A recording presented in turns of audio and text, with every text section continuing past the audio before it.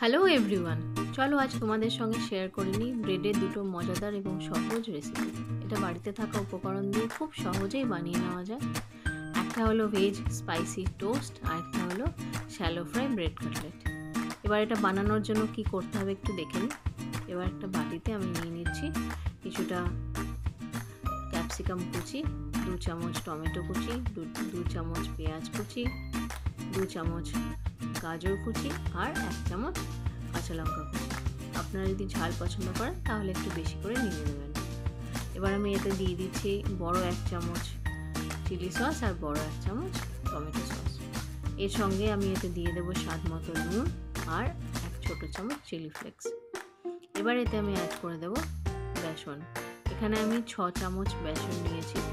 বেসন নেওয়ার পর এতে দিয়ে দিচ্ছি একটুখানি হলুদ গুঁড়ো। এবার সব কিছুকে ভালো করে মিক্স করে নেব। ভালো করে মিক্স করে নেওয়ার পর এতে সামান্য একটু একটু করে জল ঢেলে একটা থিক ব্যাটার বানিয়ে নেব। একবারে বেশি জল অ্যাড করবেন না, তাহলে এটা পাতলা হয়ে যাওয়ার চান্স পড়ে যাবে। একটু একটু করে জল অ্যাড করে একটা থিক ব্যাটার বানিয়ে নিয়েছি, আপনারা দেখতেই পাচ্ছেন। এবার এই ব্যাটারটাকে ঢাকা দিয়ে রেখে দিচ্ছি আর তার সাথেই পাশে একটা কড়াইতে তেল গরম করে নেব। আপনারা তেলের বদলে এখানে ঘিও ইউজ করতে পারেন। যেহেতু আমরা খুব কম তেল ইউজ করছি, তো আপনি ইচ্ছে করলে এখানে ঘিও অ্যাড করতে পারেন বা বাটার দিয়েও ভেজে নিতে পারেন।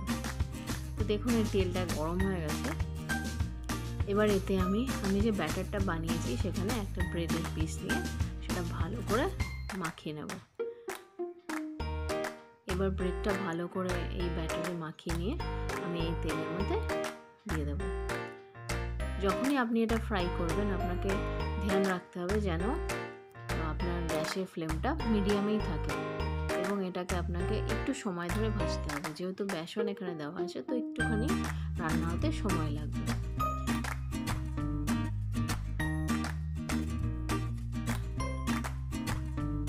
এক সাইড ভাজা হয়ে যাওয়ার পর আমরা এটাকে আলতো করে উল্টে দেব এবং অপর সাইডেও বেশ কিছুক্ষণ ধরে ভেজে নেব। এবং অবশ্যই এটা মাথায় রাখতে হবে যেন আপনার হিট মিডিয়ামেই থাকে। লো থেকে মিডিয়ামের মধ্যে থাকলেই এটা পুড়ে যাওয়ার চান্স থাকে না। এইভাবেই আমরা ভালো করে ভেজে নেব। এটা খেতে সত্যিই খুব সুস্বাদু হয় এবং আপনি যখন তখন এটা বানিয়ে বাচ্চাদেরও দিতে পারেন, আপনারাও খেতে পারেন, বিকালে স্ন্যাক্সেও বানাতে পারেন বা ব্রেকফাস্টেও বানাতে পারেন। আবার আপনি লাঞ্চ বক্স অথবা টিফিন বক্সেও এটা দিয়ে দিতে পারেন। এটা অনেকক্ষণ অবধি ক্রিস্পি থাকে, তো আপনারা আরাম করেই এটা বাচ্চাদের দিতে পারেন টিফিন বক্সে। তো দেখুন এটা ভালো করে ভাজা হয়ে গেছে। এবার আমি এটাকে নামিয়ে নেব। নামিয়ে নিয়ে এটাকে সার্ভ করে দেবো। সার্ভ করার সময় অবশ্যই আপনি আপনার পছন্দ মতো যে কোনো সস ইউজ করতে, আবার চায়ের সঙ্গেও খেতে পারেন, দারুণ লাগে চায়ের সঙ্গে খেতে। এবার আমরা বানিয়ে নেব আমাদের দ্বিতীয় ব্রেডের রেসিপি। এর জন্য আমি নিয়ে নিয়েছি এখানে ব্রেডের স্লাইস এবং এটাকে ভালো করে টুকরো টুকরো করে নেব। আপনারা দেখতেই পাচ্ছেন আমি কতটা ছোট ছোট টুকরো করে নিয়েছি। এবার আমি দিয়ে দেবো এর মধ্যে 2টো মিডিয়াম সাইজের আলু সেদ্ধ। আলু সেদ্ধটা আমি আগেই করে রেখেছিলাম। এবার আলু সেদ্ধ দিয়ে এর মধ্যে আমি এবার দিয়ে দেবো হলো কিছুটা পেঁয়াজ কুচি, কিছুটা ধনেপাতা কুচি, কিছুটা ক্যাপসিকাম কুচি, chilli flakes, black pepper powder, নুন স্বাদ মতো আর বাড়িতে বানানো কিউমিন পাউডার। আর তার সঙ্গে আমি এখানে দিয়ে দিচ্ছি কিছুটা গাজর গ্রেট করে। এবার সব কিছুকে ভালো করে মিক্স করে নেব। প্রথমে আমি চামচ দিয়ে ট্রাই করলাম, তারপর দেখলাম না হাতের থেকে বেটার কিছু হতেই পারে না, তো হাত দিয়েই শুরু করে দিলাম এবং এর মধ্যে দিয়ে দিলাম 1 চামচ ঘি। এটাকে ভীষণ সফট করে, ড্রাই হতে দেয় না, তাই ঘি বা তেল 1 চামচ অবশ্যই আপনারা দেবেন। এবার আমি নিজের পছন্দ মতো একটা শেপ দিয়ে দিচ্ছি, রাউন্ড শেপ। আপনারা যেই শেপ পছন্দ করেন সেই শেপ করে দেবেন। ভালো করে একটা শেপ দেওয়া হয়ে গেছে। এবার সবগুলোকে সুন্দর করে শেপ দিয়ে নিয়েছি।